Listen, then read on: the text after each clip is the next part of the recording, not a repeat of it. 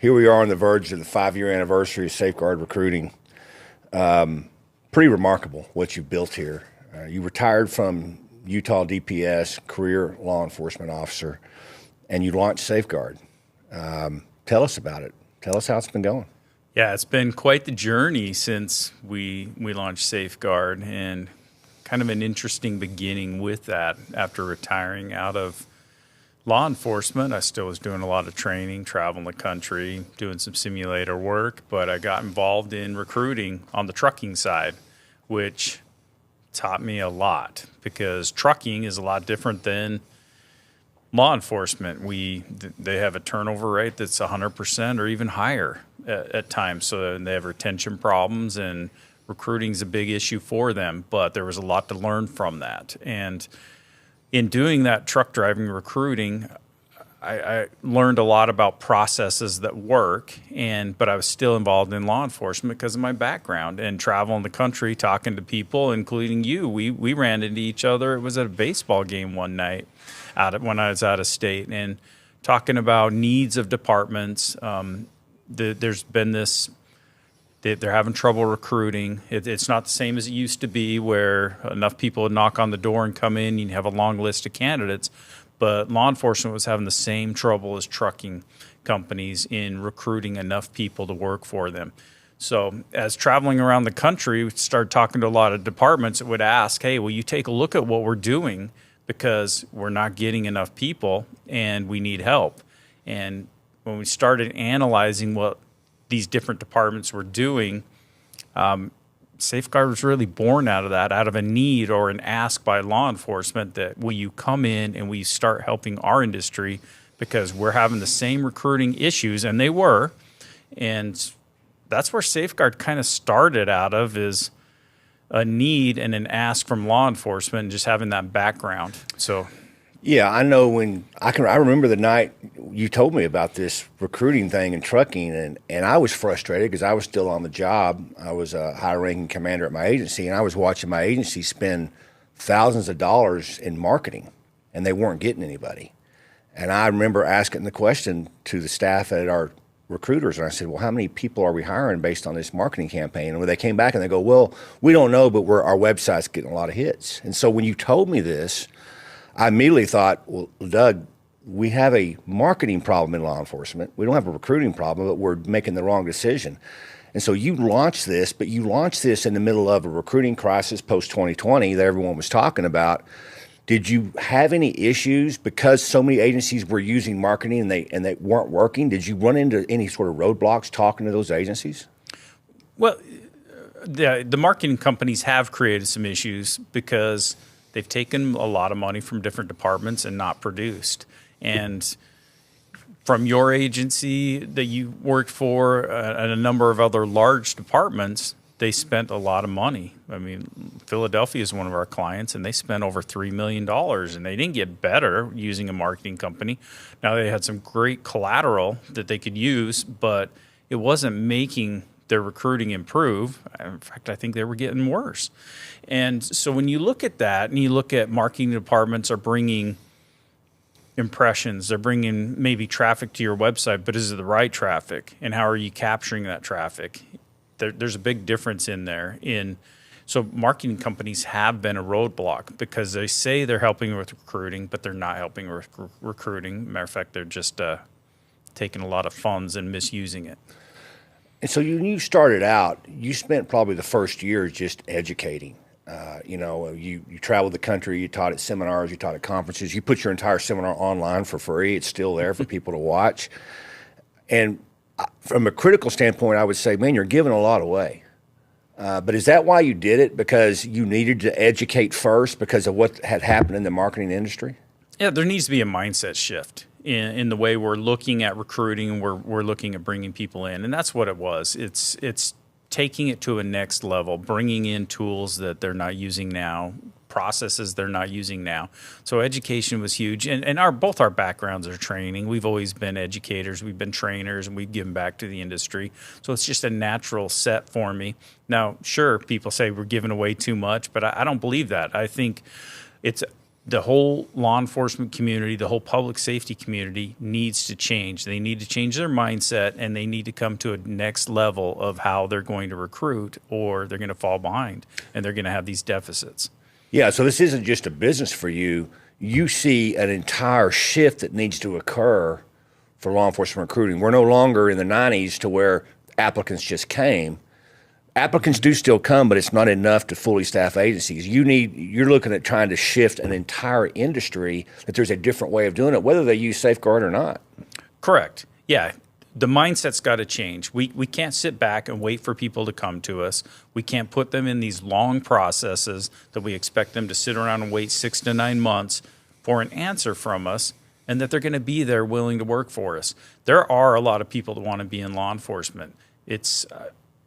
There's just the way we're approaching them has to change, and the processes once we do approach them and get them interested. Now, the media focuses in on the larger agencies and the recruiting issues at larger agencies, but this has happened in agencies of all sizes. And one thing that I've been so impressed with from the very beginning is you made sure, and this was always your mantra, that you want everyone to have access to the tools that Safeguard provides, access for everybody. And so you run campaigns and you run recruiting campaigns with very small budgets to very large budgets to the needs of the agency. Why was that so important that you gave access to every agency in America? Yeah, I don't want anybody to get left behind. When I first started out in law enforcement, it was with a small department. And if you look at the amount of departments in the United States, the majority of them are small departments, and they don't have the resources, one, manpower-wise to recruit properly, two, budget-wise. They don't have the same budget. So we don't want anybody getting left behind. And I want it to be available to all. That's why we have different tiers in our software. So you can access our software and you have the same tools available to you as the large departments, and the same with soliciting officers. I want that to be available to everybody, and we make it happen. We help a lot of departments out, and we've helped some small ones out where we did it complimentary just to get them back on their feet and going. So when you were talking to these agencies early on, I'm obviously a brand new company. You have a philosophy that very few have. When you were running across a lot of their background with marketing and dealing with marketing companies that wasn't working for them, did you encounter roadblocks when you first started talking to agencies about what you were trying to do? Oh yeah. It's anytime you come in and try and change a mindset, change a tradition, it's hard, right? It's a challenge because the easy road is the path that you're already on. But that doesn't mean it's going to work, and it's not working. So yeah, we got a lot of pushback early on. People that have tried marketing companies, but even the resistance from, hey, you have a proven process you're bringing in. And so we get pushback from, let's say, HR. HR does not want us to come in and change their role or step on their feet at all, and we're not. What we're doing is we're helping the departments get enough people to talk to, enough quality candidates that they can choose the right people. And so we get pushback from those areas where it's just a change, right? It's something they have to adapt to and they have to get used to. Once they understand what Safeguard's doing and how we're helping, they come on board and they embrace it. Recruiters have also had to change too, because we're going to ask them to approach candidates different, communicate with them differently, and track that communication. So there's some changes there, but our process is proven, and if you do it properly, it will eliminate leaks of candidates, and it will help you be more successful.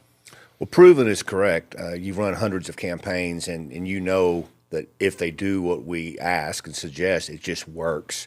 From the largest agency you can think of to the smallest agencies, it works across the board.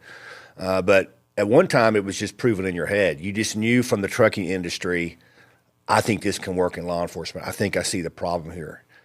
At what point early on in Safeguard recruiting did you go, I know we have it. I know we have a solution, which is huge. You have a solution to a huge problem. Yeah, when we started going out with some of our clients and seeing some big successes with them, and you can look at department, let's take Larimer County out in Colorado. they do a phenomenal job. They had a system. They listen to all our consulting, and they've tuned their system to where they communicate really well, and they hire. They hire really well. We've seen them get as many as 20 hires in a week, and they have accepted the process and the change, and they're a model department. We source candidates from them, we hand them off, and those guys take it from there, and they do really well. Yeah, Seth Graham's been on this show, and I don't think I'm going to give up any secrets here, but their agency's spending less than $10,000 a year, and he's quadrupled his hires. And it's because he's just said yes to what we suggested. We have other clients that they can't say yes, but he just said, whatever you think is best, I'll do. So he was open to that. How important is that for people in a recruiting role to be open-minded, that if they're having a problem, they're not getting enough applicants, that it's not that it's their fault, but maybe it's just doing things the way we've always done them. It needs to be a little bit of a change. Yeah, having an open mind like Seth, he embraces technology, embraces communication. That's huge. It goes a long way, and it's proven in his results. I wish we could clone him and send him out to a bunch of different departments. But then you'll get other departments that can only do parts of the process. They may be held up by HR. Different things will make it so they can't use it all. But as long as they embrace what they can, they're still going to be successful, and we will help them minimize those problem areas that might be costing them some candidates. So it's we'll do what we can to work within the system. We understand government. We've been on both sides of it, so we understand there's rules, there's different hierarchies and different ladders, and you can't push in different areas because maybe you don't control it. So we just give best practices and work around that. One of the best stories I've heard you told was you had a client early on that was getting about 20 applicants a month, and after they hired you, he got over 200, and he got so upset he literally fired you. It was too successful because he didn't have the time to do it. And is that why you're so big on the technology behind Safeguard Connect? Because they can easily manage what's coming in, and that way more applicants and more candidates doesn't make your job harder. It doesn't get any harder. It gets more efficient. Yeah, you're exactly right. So we've learned a lot over the years, and we cannot overwhelm a department and what they can handle. One, we don't want to spend their money unnecessarily on candidates they can't process. Two is we need to automate this whole system, and we've done that really well. So we have an automated nurturing program. We automate a lot of the process for the recruiters because their job is to kind of step in and be a mentor and keep people going in the process. But we want to keep candidates engaged and rolling through the process and keep them informed. So we have automated much of what we do. And the reason behind that is efficiency. When you get, like Philadelphia is getting over 1,000 candidates a month, and they only have a couple recruiters, they cannot contact everybody on their own. So they need us to automate the system, and we do, and those messages flow to the candidates, keep them engaged, keep them moving along to each step. And it's very helpful because without automation, without the technology involved, it would be very easy to overwhelm these departments. And a lot of departments don't have a high number of recruiters. I think that's important to note because I know that you've talked to some recruiters that think that you're somehow trying to replace what they do, and it's not the truth at all. The truth is you want recruiters to do what they do best, which is to make personal contacts with people. Yep. Keep going to job fairs, keep going out in their community, keep doing exactly what recruiters traditionally have done, but you put a layer on top of that gives them more people to talk to and a much more efficient way to do it. Yeah, we want recruiters to see us as their best friend, their partner, their ally. We come in and we pick those pieces up that a department doesn't have maybe the specialties in. The recruiters don't because they rotate out a lot. So we want to come in and we want to be that piece that you don't have in the department and work with us. We'll get you promoted. You'll be so successful in your recruiting department that it does well for your career. But yeah, recruiters, they don't need to be scared of us because we're going to help them with the processes. We're going to help them get enough quality candidates to talk to. And we're their ally, and we're going to make it real easy. If they do want to continue to go out to career fairs, we'll get them the QR codes. We'll get them the way to capture information through technology. Don't have to do it on paper. You don't have to do the clumsy follow-ups. We'll get it all into our system and automate it for them. But that has been a little bit of a pushback. Sometimes recruiters think, I don't want an extra set of hands in here because, that changes the way I work. But we're just here to help. I think Milwaukee Police Department is a great example of that. We obviously have been working with them for close to a year now. Very, very successful campaign. They're very, very pleased. And we fulfilled a lot of the elements. We did videos for them. We did websites for them. We're getting them candidates and applicants each month. But their recruiters are always coming back and going, hey, can you make this video 15 seconds or 30 seconds? We're running a commercial. Can you do this brochure for me? Can you do this flyer? That's not actually in what the contract says, but you have just said, yeah, we'll do it. I mean, the customer service, I think, is what really sets you apart is when you are a partner with those recruiters, you'll do pretty much whatever they ask. And I've seen that and really not making any money on it, at all.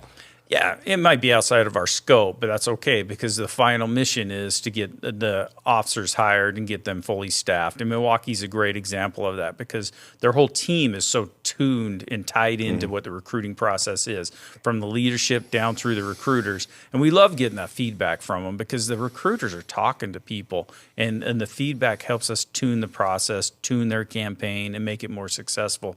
So yeah, if we've got to make some extra ads, we got to make some different videos or make some tweaks, that's great because they're listening, they're looking, and they're really buying into what they're doing. And Milwaukee has been successful in its top-down leadership all the way through their recruiters. They're phenomenal. You often said the recruiting crisis is a myth, and it is because you run these campaigns. And just to be clear, because people will ask this question, when you're bringing candidates to an agency, that's not from a list. Those are people that have seen the ad that you've done outreach to in those areas that say, yes, I want to work for them. And so they're very warm leads. They're very warm applicants. It's not just some general person. But you've had some people that have sort of accused you of that, I think, right? Yeah, and that's one thing you got to be careful with is we run custom campaigns. Everybody that wants to work for you, they know they're putting in for your department, but there's companies out there that'll just send you a list of names. That's really easy to do. We have names too. We can send you names. Those people aren't looking for a job. They're looking for a job from you. So it's you got to be careful with that type of what's available to you. We run custom campaigns and we capture information so you can follow up, and we even help with that follow up by sending some texts, some emails, and it's highly successful. So it's not really a recruiting myth. It's more of making the right decisions towards what your recruiting is. But are you still seeing a pattern of some things agencies are doing that if they would just stop doing what they're doing, things would improve? Yeah, so it's not really I don't even think it's a recruiting crisis. There's not a lack of people that want to get into law enforcement right now. We're finding plenty of people that want to get into law enforcement. The problem is departments not willing to shift and change their approach. So how do they go out and find candidates? Do they just want to put an ad on a job board? You might have a little bit of success there for a month or so, but then as your ad gets further back, it gets on page 11 or something, what we're doing with that ad on the job board is we're making the person come and find us. That's kind of the old school way of doing it, right? I'm going to do all my actions are going to make you find me. And that's not the way Safeguard operates. We take your ad and we 24 hours a day, 7 days a week, go out and find the right candidates for you. And we filter those candidates. So if they don't meet your qualifications, you never see that name and you don't waste your time with them. So it's not a recruiting crisis. It's a process crisis. And that starts up front with how departments are trying to source candidates. And then once they source candidates, how are they communicating with those candidates? And that's where the big drop-off starts coming in. If you look at some of these departments' processes and they demand you give us a 60-plus page application right up front before we'll even talk to you, they want a bunch of information, but they're not clear to the candidate on what the process is and what the outcome is, it's frustrating for a candidate. So every time that candidate has to register and they have to get on a computer, they have to get a bunch of information, they have to wait around, they don't hear from you. If they don't hear from you, they feel like that you're not interested and they move on. So we got to remember, in public safety and law enforcement, we're not just competing with other departments, we're competing with other industries. And we need to change our processes. Yeah, and I think that's why Safeguard Connect, your applicant tracking software, which really is a talent acquisition platform. I mean, it's really good, but just the software alone is averaging doubling the folks that agencies can talk to, because I think because it removes that friction. Because every friction point, you're losing people. And it's just, I mean, we've seen as high as 90% drop off because agencies will make people register for an account before they take a job. And, you know, it's just this new generation. They're just, a lot of them are not going to do that. If everybody listening or watching, you don't like to register for things, right? Yep. You got to have some real trust to be able to register and provide all that information. And so what your platform is doing is it's just removing that friction, does it not? Oh, it's definitely removing that friction. And our software can do really anything you need it to in the process. It can take full applications, it can take partial applications, it can communicate with the candidates, and it's smooth, it's easy. We can keep them on their phone where they're comfortable and it's right in their hand, and they don't have to go find another device. They don't need to register for it, and they get their information in there. And it allows the recruiters too to communicate back and forth with them. It's all tracked. So if you and I were working with a candidate and I'm off one day, you can see what my communications are. You can pick up where I left off, and you can keep the candidate involved and answer questions. We got to remember that getting into law enforcement and getting into the law enforcement hiring process is scary for somebody on the outside. They don't understand it. And these dead periods of no information or asking for a lot of information from us, it can scare people off. The other thing that happens too is you get candidates, if you're not communicating with them and answering their questions, will self-eliminate. They think they got something in their background that they can't go on in the process when it's not really true. Or they might have a life event that says, hey, I can't move forward in the process now, but if we use Safeguard Connect to keep in contact with them, they might come back 3 months, 6 months, 9 months down the road, and then they're back in the process once their life events change.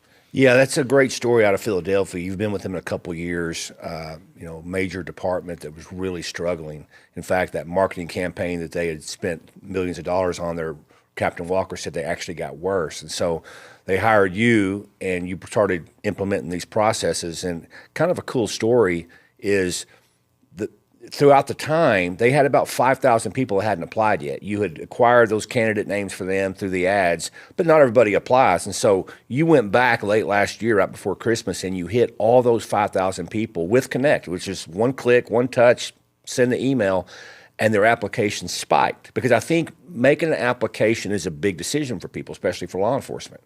And so they're not always ready at the time that the name comes in. And so what your software is able these agencies to do is they can go back and hit them. There's another great example from Seth out of Larimer County where he just sent everybody on July 4th, he just hit the entire list and said, hey, happy July 4th. And he got applicants from that.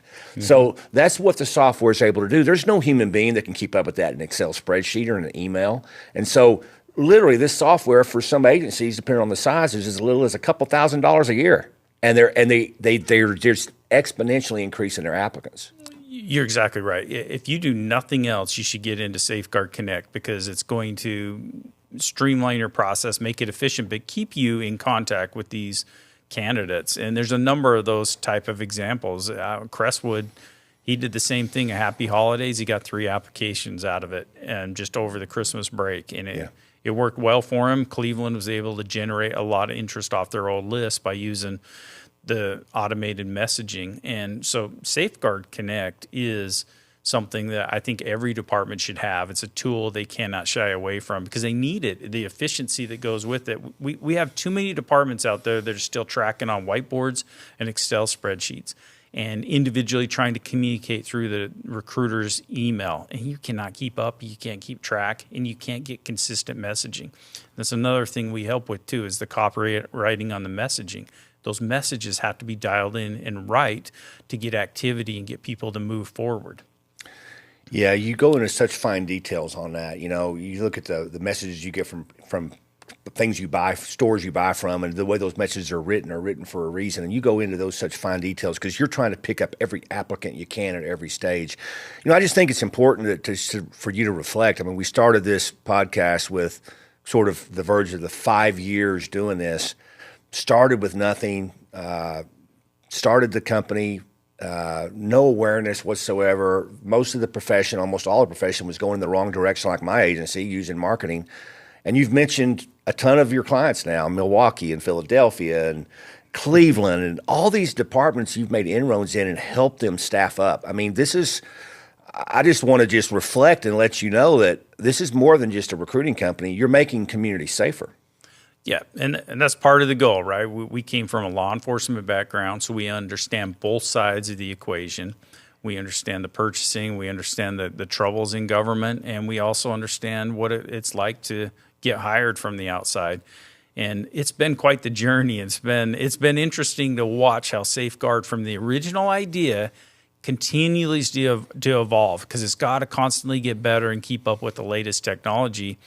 And we have to do that for the departments to keep growing. But it's been a fun journey, and I love to see what Safeguard's turned into.